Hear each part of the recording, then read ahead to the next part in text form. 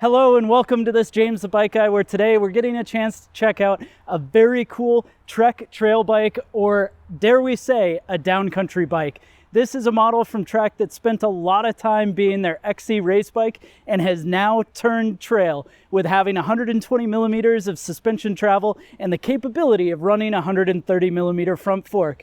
So this bike we're checking out today is of course the 2022 Trek Top Fuel 9.7.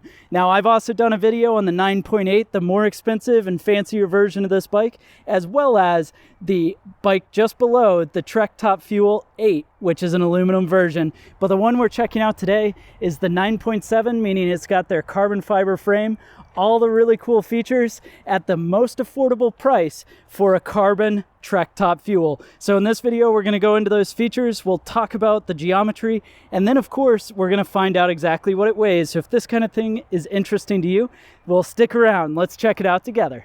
So diving into this bike, we should first talk about what the heck the Top Fuel is. Now, the Trek Top Fuel has been in Trek's lineup for a very long time as their XC race bike. It came from many generations ago where full suspension bikes were finally getting into the point of being an efficient and fast way to do racing, but adding the capability of having suspension in the front and the rear to make the bike handle better and have more traction. And that's always been the key. When we go back to early days of full suspension, front suspension definitely helped out, but the rear would bob or move around on you.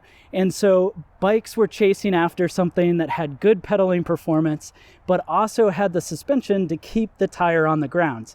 Now, fast forward to today, there's been several iterations through, and Trek has now moved this bike into more of a trail or downcountry condition. And what that means is they've elongated the suspension, they've added much more slack and modern geometry to make the bike handle better going downhill, but they've kept the very good pedaling ABP rear suspension with plenty of anti-squat and capability to allow this bike to climb really well. Now, in Trek's lineup, just above this, you've got the Trek Fuel EX. The Fuel EX comes with 130 millimeters of rear suspension, 140 up front, so definitely more of a brawler and more capable. Whereas just below this, the XC race bike line went over to the Trek Super Caliber. Super Caliber is a short travel race bike, and that has opened the position for a lightweight, high-performing bike that has modern enough geometry to be able to be super fun on the trail or show up to race day. And speaking of that frame, let's check it out together. So this is going to be made out of the OCLV Mountain Carbon frame. So OCLV Mountain Carbon is going to be their carbon fiber that's going to be nice and lightweight, but it's got extra wrapping and weaving to make it more durable against rock impacts and strikes like that. And it's going to feature things like a 1.125" to 1.5" head tube with the either love it or don't notice it not block headset. And what knock block is basically it locks the handlebar from twisting too far so that the crown of your fork and the down tube of the bike can't come in contact. It's kind of funny when you first feel it on a bike, especially when you're walking around, but as an owner that's had several bikes with knock block, it's the kind of thing that you no longer notice once you start using the bike. Connecting up that modern geometry is going to be this Fox 34 Rhythm. This is a Rhythm 34, meaning 34 millimeter stanchions. Rhythm is an OEM only version of the Fox 34. Still uses a fit grip damper, slightly heavier than the aftermarket version, but you've got adjustment all the way open to firm with a wide range of adjustment, no detents, it's friction fit there. And then on the other side is going to be an adjustment for air pressure. And then going into the down tube is one of my favorite features. Of course, it's got internal frame storage, so this cap comes off. Inside of there is a spot where you've got a neoprene burrito that you can take out, fill up with tools, things like that. And it makes the weight both go internal to the frame, but it also allows you to no longer have to carry any of your tools on your body.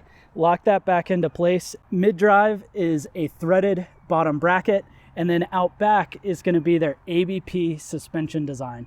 So ABP stands for active braking pivot, which is where your chainstay and your seat stay come through to this single concentric bearing. By doing so, that concentric bearing allows the brake to be moving along with the pivot of the rear axle, so you don't get any brake jack out of the rear end. And that's going to be a modified single pivot then that drives forward to this rocker link. The rocker link will then drive down on a Fox Float DPS air shock that you can adjust to your weight, as well as it has climb, trail, and descend modes on compression. Dial in where you want to be. And then down at the lower mount is going to be what they call a minnow link. So the minnow link adjustment is going to allow us to adjust a high and a low bottom bracket position to change up the geometry just slightly by about 4 degrees on our head tube and seat tube angle. So our head tube is going to be 66 degrees in low position, 66.4 in high. Our seat tube angle is going to be 76 degrees in low and 76.4 in high. And our chainstay length is going to be 435 millimeters. So that is a reasonably short chainstay with 29-inch wheels. And our head tube and seat tube angle being that slack is definitely going to allow the front center of the bike to be a bit more poppy, but feel nice and stable on a faster descent. And it's going to be the kind of geometry that should help encourage you to go a bit faster, because the faster you go, the more alive the bike's going to feel. Now, hopefully you're enjoying the video so far, and if you are and you're still here, do me a favor and hit that subscribe button, as well as check out my Instagram. It's James the Bike Guy, one word, on Instagram. So let's connect up there and finish up with looking at this bike. Now, driving into the cockpit, we're going to see a lot of Bontrager's line components. So here, this is the Line 35 handlebar. This handlebar is going to have a slight rise to it, and it's going to be connected up with the Bontrager stem. This stem is the elite level, which matches up with the knock block spacers. That knock block can be removed with a little adapter and be replaced with any stem and handlebar combination that you want, so you're not locked into that.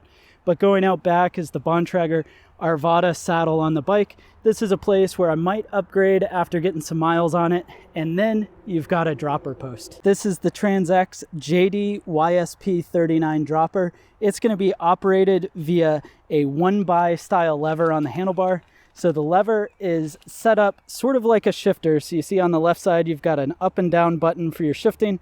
Well, on this side, you can press that button, and what's going to end up happening is with your body weight off, the seat post will come up. Press the lever again with your body weight on, and it'll drop back down.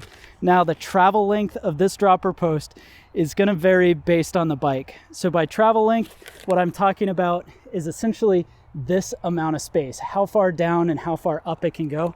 So in a size small and extra small, it's going to come in with a 100 millimeter drop. Medium and medium large, 150, and then sizes larger than large are going to come in at 170 millimeters.